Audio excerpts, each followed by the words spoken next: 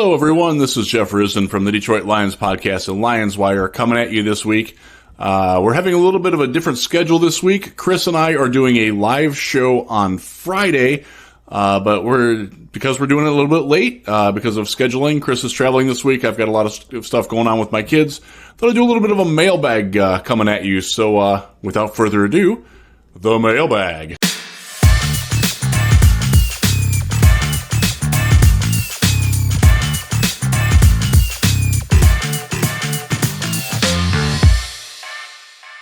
All right, got some good questions. By the way, all of these are from the Patreon Slack. It's the best $5 a month you can spend, the smartest Lions chat on the internet. And I, just from culling through the questions and looking at all the comments that are going on all the time in the Slack, it really is. Like, we're not just saying that. It's worth it. It keeps the riffraff out. We have some very good, earnest discussions. Some of them are disagreements. Some of them are fun. Some of them are weird. But it's like the best of a message board coming together, and like being positive, and there's some great people in there. So thank you all for the questions. Let's get to some of those. First up, is from Maddie K. And this has to do with Dave Sears, the director of collegiate scouting, who was hired by the Arizona Cardinals to be their assistant general manager. Good for Dave, by the way. He had been with the Lions since before he was a Matt Millen hire. Survived Millen, survived all the way through Martin Mayhew, then all the way through Bob Quinn, and got 2 years in with Brad Holmes, and climbed his way up. Was a regional scout when he started. He was one of the guys that was down in the SEC country. Good for him. He deserves it. I'm happy for him to get going on. But as for a replacement, that's what he wants to know.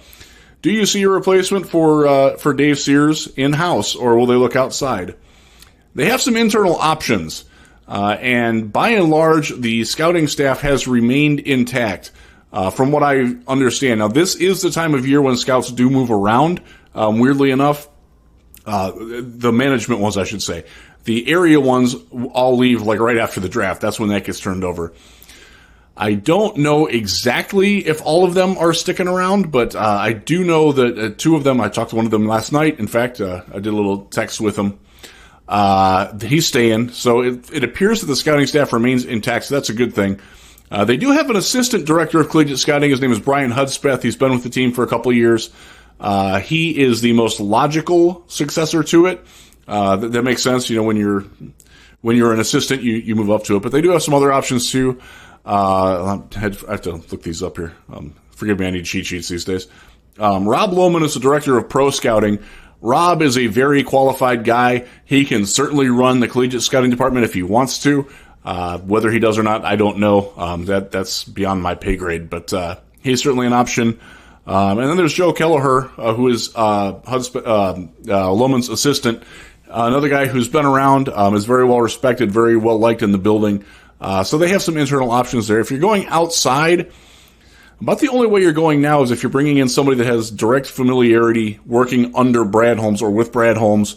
And I would say that, like, John Dorsey doesn't even count in this part. Like, his expertise, actually, now that I think about it as I'm answering this question, John Dorsey could probably do that job. He does have a very good scouting eye. He doesn't always assign the best positional value to things, but he does have a very good scouting eye.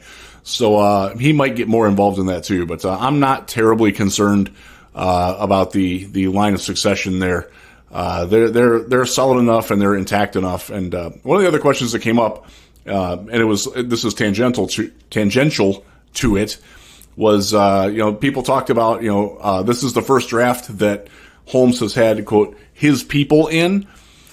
I don't think that's necessarily accurate. There's been very little turnover. Now maybe they're installing in the holdovers, like, okay, this is how we do things. This is how we want you to see things. But it's not like there hasn't been a giant influx of people here into the scouting department or the staffing system. It is basically the same group that ran last year's draft. So I'm not, I don't buy that. I know that gets thrown out there a lot, but I don't necessarily agree with that. And that takes care of a later question, so that's good. Next question.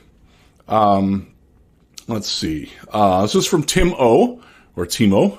I'll call him Tim O, although Timo Liaski for you Cleveland Crunch fans out there. There you go. Would I personally draft a wide receiver in the first round? I would not. I think your first round pick is Jameson Williams. That is, you got to consider him as a first round pick that got his feet wet last year with it. I know that's sort of the internal view that they wanted to get him up to speed. He will be the impact wide receiver addition to the wide receiver room and the Lions offense next year. Fingers crossed. That everything works out there, that he gets better chemistry with Jared Goff, that he works a little bit harder at being where and when he needs to be on his routes. Again, this is a guy, he didn't practice for 8 months, didn't have any chemistry, hadn't ever run specific route trees and an intricate offense the way that Ben Johnson had asked him to, and he struggled with it. That's to be expected. Next year, those struggles need to be gone because he needs to be the guy that has that impact. And that's where they're going to get their impact at wide receiver, is from Jameson Williams improving. I wouldn't be opposed to taking one later in the draft. I would love to get a natural slot guy, a shifty guy. Like Maurice Alexander sort of filled that role, except he couldn't catch. So he's back off to the USFL he goes. A guy like that, and honestly, I wouldn't mind a veteran, like a Cole Beasley type, a Danny Amendola type. Neither of those guys I want, but someone of that ilk who can come in and be like your number 5 receiver. And I guess Tom Kennedy technically could do that role too, and sort of has. I'd like someone a little bit more high end with a little bit more experience than Tom Kennedy in that role. You could maybe get that you could draft a guy that could become that the 5th, 6th round, or find a guy who's maybe was a rookie this year, didn't necessarily catch on with the team that he was drafted with or early on with, and make some hay there. So that's where I would go at wide receiver. Look, one of the questions. So this came up today during the day. I'm recording this on it's Monday. The days all blur together. Football was yesterday. Yeah. One of the big questions that has come up is I wrote a thing for Lions Wire about DJ Chark and how difficult it's going to be to keep him. I do not anticipate Chark coming back. It doesn't mean he won't, but if he's coming back, he's going to have to take less money than he made this year. And I think he proved this year that he's probably worth the $10 million that he got and is going to get more than that from a team like Chicago or Cleveland or Houston or Denver or any number of teams that need wide receiver help more than the Lions do. I think his market value is going to get inflated by the fact that he was, at the end of the season when he was healthy, was a very good wide receiver. Looked like I wouldn't say a wide receiver 1, but a guy who definitely can help your offense stretch the field, has the size. He blocks incredibly well. I don't think that gets credited enough to Chark. So I don't anticipate him being back. From Christopher Carlson. Oh, I like this one. What are your biggest draft hits that were overlooked by the big draft? And by big draft, I assume he's meaning like the Mel Kipers, Daniel Jeremiah's, Dane Brugler, that ilk of people, the top end of the draft media. Yeah, that's a good question. I will pat myself on the back for a few. Foremost, George Kittle. I had him as a top 25 player, and I got ridiculed for that. Everybody else had him as the 2nd round at best, and most people had him in the 3rd or 4th round. I saw it. I actually did a detailed breakdown with Matt Waldman on the RSP during that draft where I trumpeted my love for George Kittle, and Matt actually played along. He got it. He saw my conviction in it, and he sort of changed his stance on it. So I give Waldman credit. And by the way, check Waldman's stuff out. It's awesome. It's well worth your money to buy the RSP. He does things his own way, and it's a great way to look at it. He provides a different perspective, which is hopefully what I try to do as well. So Kittle is one. Patrick Mahomes was my QB1. Not many people had that in that year. Who else did I have? DeAndre Hopkins was a big hit for me. I had him rated higher than I had either Sammy Watkins or Mike Williams amongst Clemson receivers, and I was definitely on an island on that one. And I would like to say he's been arguably the best wide receiver in the league over the last 5 to 6 seasons. He doesn't get the attention because he's playing with an interesting quarterback in a terrible situation in Arizona.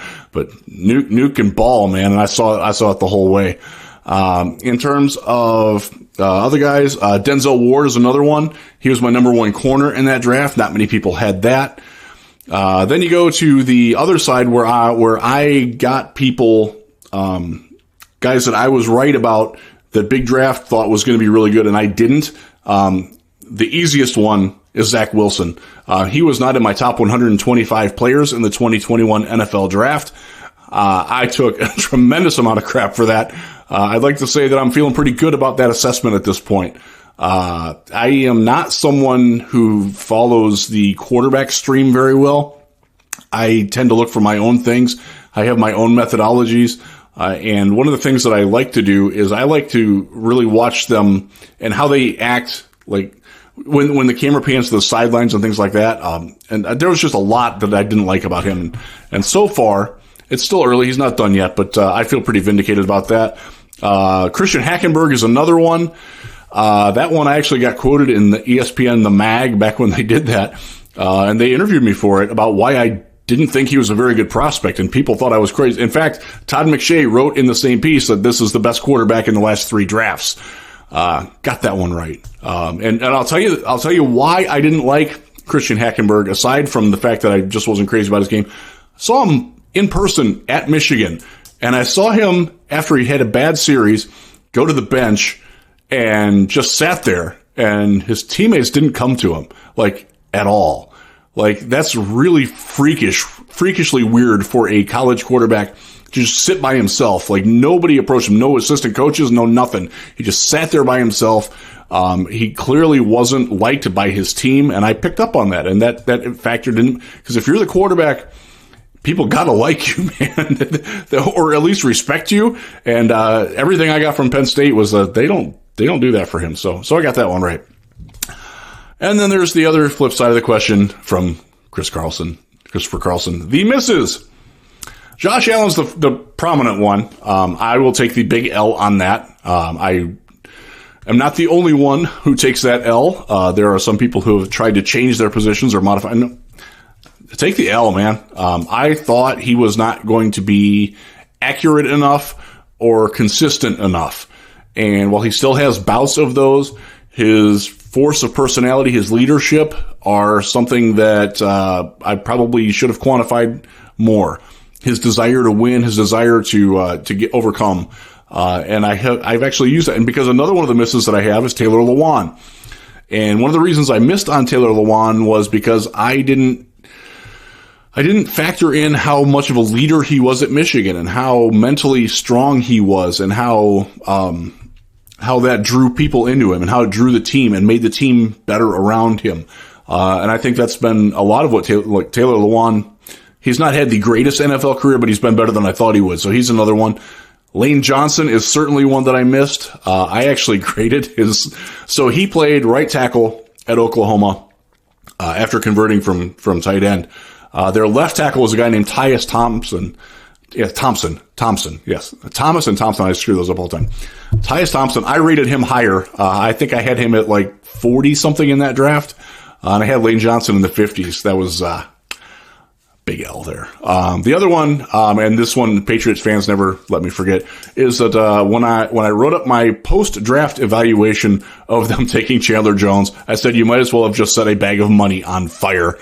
Obviously, that didn't come out. Chandler Jones has been a fantastic NFL player, very, very good player. I in fact got to talk to him once upon a time when they did a joint practice, and I let him know that he had really impressed me after I dogged him. And so you got to be open about those types of things, and he just like gave me a little fist bump. So good on Chandler Jones. Next question. Well, this is a good one. This comes from Fab. Hi, Fab. It talks about the NIL money, and I just took a note on it. I'm actually going to read it because it's a good question. I want to make sure that I read it right. A draft question as it relates to NIL. It seems like part of the reason that the draft was such a crapshoot in the past is because you never really know how a 21, 22-year-old kid is going to handle being a millionaire overnight. Good point. With NIL, do you think that part of the evaluation is going to change or get easier? That's a good question. And the short answer is I hope so. The long answer is I don't think we have enough body of evidence yet to see it, but I do think we are starting to get some glimpses of it.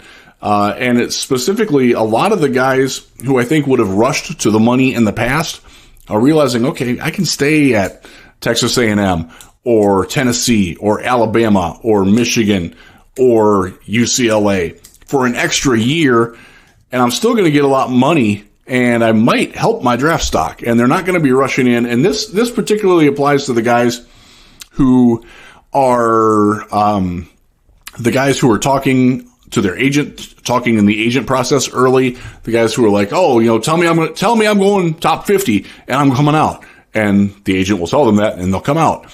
Now they have a fallback plan. Like maybe they're making, as a second round pick in the NFL, you make what? I think it's like $8 million over the course of your contract, maybe a little bit more than that. You can make $1 million, $1.5 million on an NIL deal, even $500,000, and then maybe build your way up, play more, increase your profile. You can pay for the insurance policy in case you get injured. That used to be a difficult thing to get.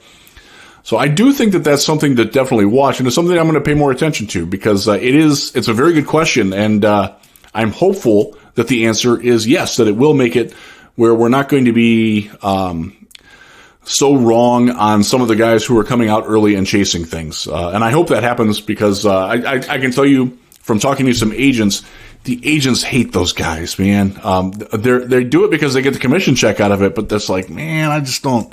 I know one player in particular, and I will not name his name or his agent, but his agent was like, this guy is straight chasing cash and he can't play, and I know it, and I think he knows it, but he wants to go cash in because his profile's pretty high. And sure enough, he was out of the league in 2 years.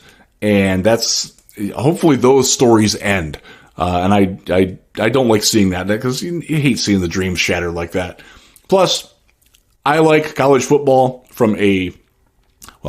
I'm a MAC guy, so I don't necessarily have rooting interest in a lot of things, but I just enjoy when college football is good. I think that makes the quality of everything better. It makes my falls better, quite frankly. So it's a good question, Fab. Thanks for that.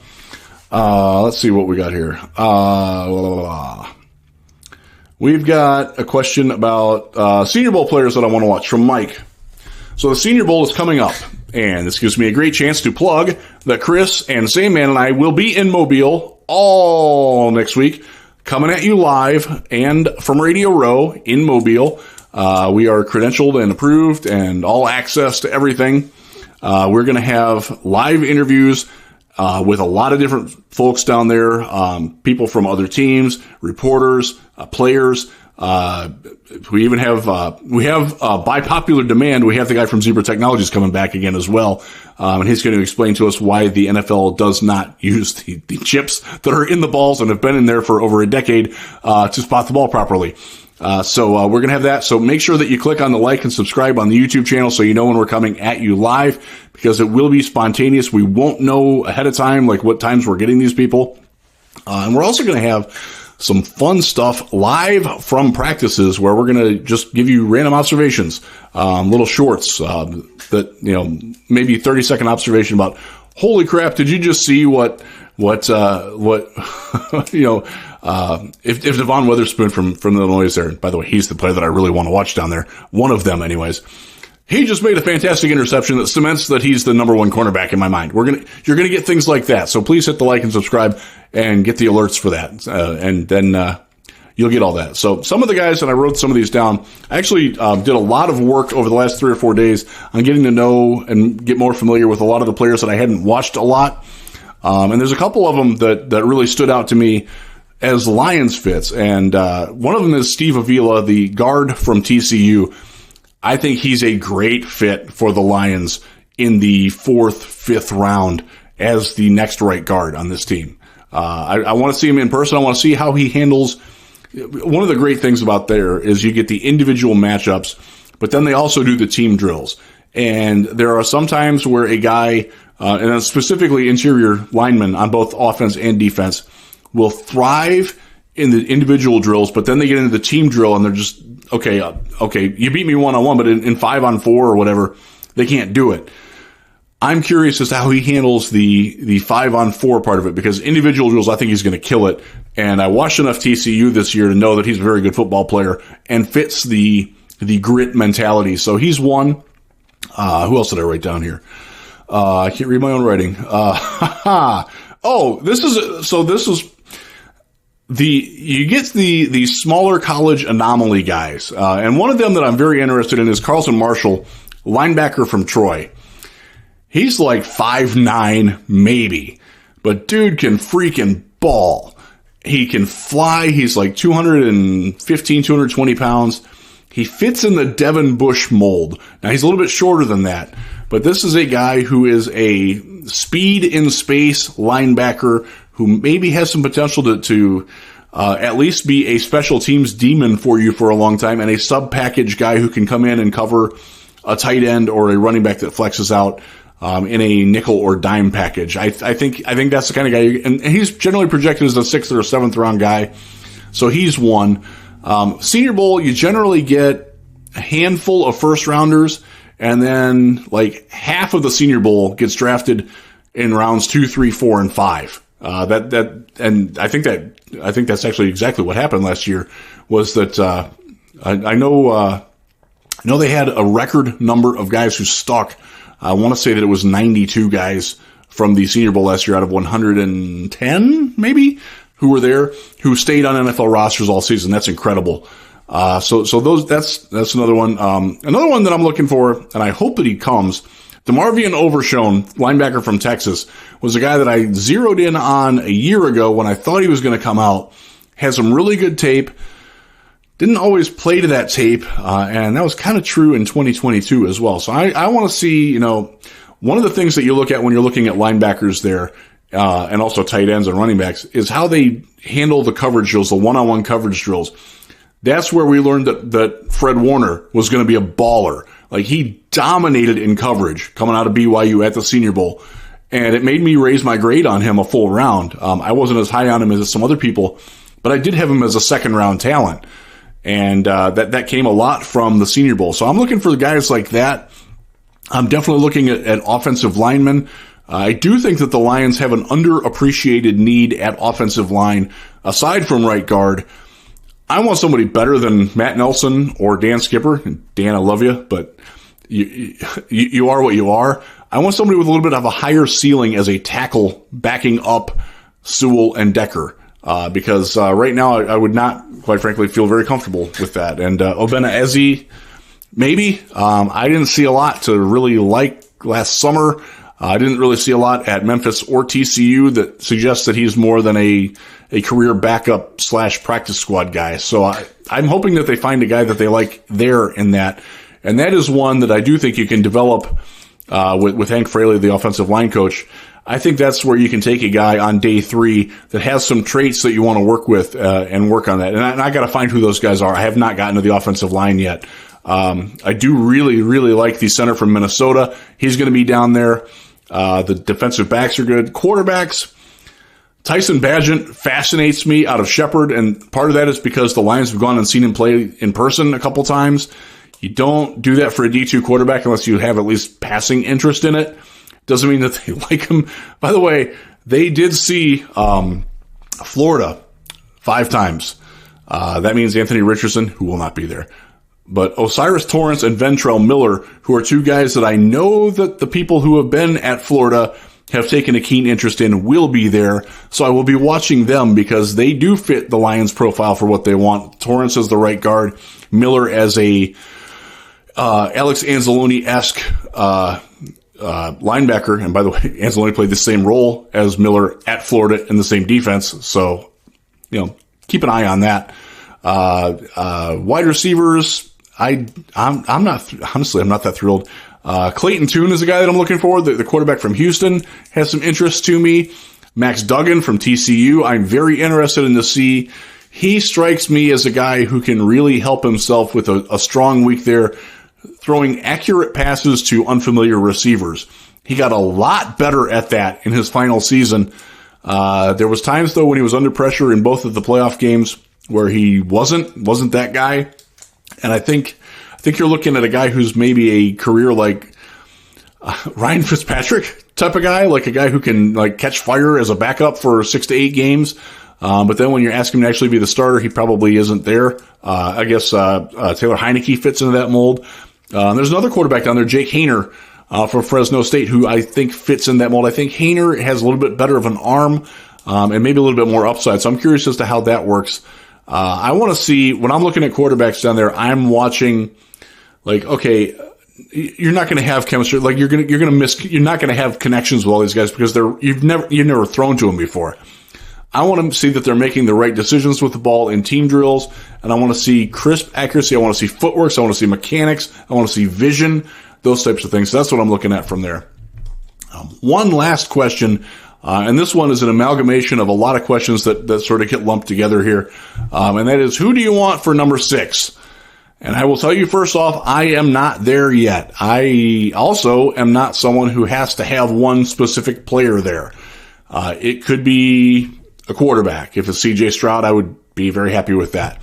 I would be very happy with Devon Witherspoon. I would be very happy with Jalen Carter falling there. I don't necessarily have one specific path, and I will tell you from working with John Dorsey's Browns and knowing what I know and being around the scouts with the Lions, Brad Holmes isn't like that either. They are not going to have like, oh, we absolutely have to come out of this draft with this guy, otherwise it's a failure. That's not how they run things in Allen Park these days. A prior regime did do things that way, and it led to some bad decisions. This regime is not like that. They're going to be flexible. They could trade up? I don't think they're trading up, and I will just say right now, I don't see them trading up for an interior defensive lineman. I just don't. Even as good as Jalen Carter might be, I think you saw he didn't do much at all in the playoffs, and had a couple other games where he just kind of wasn't like impactful. If you're going to be that guy, like Ndamukong Suh, when he came out, you could watch every Nebraska game of Ndamukong Suh and you'd be like, damn, man, that guy's balling. Like, you don't get that from Jalen Carter. You get a lot of that, but it's not 100%. Aaron Donald at Pitt would have been much higher if he had the size. He's just undersized, and that was the knock on him. But he was consistently impactful in every game that he played in. Again, you don't necessarily get that with Carter, so I don't think that they would trade up for that. And that's also why I think he might be there at 6, by the way. I don't think that the NFL is going to value a guy who got, 4 sacks in 3 seasons as being all that much. He's in that Derek Brown range. By the way, Derek Brown had less sacks this year than Josh Paschal did in, 4 games? Yeah, so different position, but, you're not having that threat. You're not drafting a guy like that. You're not drafting run defense in the first 2 rounds. You just don't. You're drafting impactful pass players. It could be an edge. I don't think they're going to look at an edge because I think that goes into the face of the player development that they have. I wrote something about that at Lions Wire over the weekend, why I don't expect them to take an edge early. Just a couple of the guys that get brought up, Myles Murphy, I'm not in on that. I don't see it. I'm sorry. I just don't. I don't get it. He reminds me a great deal of Derek Harvey from the 2008 draft, a guy with a lot of traits, and a good amount of athleticism, but not a lot of functional football playing ability with it. I just see him that way. I'm sorry if you disagree, but that's where I'm at. Tyree Wilson from Texas Tech is very interesting. He just doesn't have twitch, and I'm not taking a guy that high that doesn't have the twitch. I see people comparing him to J.J. Watt. I would strongly encourage you to back away from that comparison. It's not the same. He reminds me of Vernon Golston. Probably a little bit higher end, but not a guy that's going to be just that sort of player. I saw somebody compare him to Julius Peppers. Y'all got to stop with that stuff, man. Like, let him be himself. He's a good football player and he's a good prospect, and I would take him at 18. I would certainly consider him at 18. At 6, that's too rich for me. The other one that gets brought up all the time is Bijan Robinson, running back. I really, really don't see the Lions making that sort of an investment in a running back. That is not just me talking. We've had this conversation in the Patreon Slack before. If you really are curious about that, you can join and look in the archives for it because it's there. I just don't think that the Lions, I know that they don't value running back that way, specifically when they're running the offense that Ben Johnson is running. If they were running a different style of offense, then maybe. But this is the difference between what Bijan Robinson offers them at 6 and what, God, it's a really good running back class too. The dude from Syracuse or the guy from Tulane offers in the 3rd round. Like, it's not that dramatic as the difference between what a top corner will give you or a top offensive lineman will give you or a top wide receiver would give you or a top linebacker would give you than it is. The margin between running back 1 and running back 8, and when they get to the NFL, it just isn't that measurable enough to risk taking one that high. Robinson's a fantastic running back. He's easily RB1 for me. But again, the value on that, I don't see that, and I will tell you, everything I've heard from Allen Park is that they feel the same way. So I'm sorry to be the squasher of dreams there, but as you know, unless it involves Rachel Weisz or Julianne Moore, I don't really do fantasy very well. Maybe Lily from AT&T. But I digress. I'm going to wrap that. I've talked at you long enough. Again, tune in later this week. Chris and I will be doing a live show. Hopefully it goes very well. Hopefully we can get the logistics worked out on that. You're going to see more stuff from Scott Bischoff as well. He's going to be doing a lot of draft stuff, evaluations. Again, the Senior Bowl stuff next week is going to be fantastic. Please check it out. Thank you all for your support, and go Lions.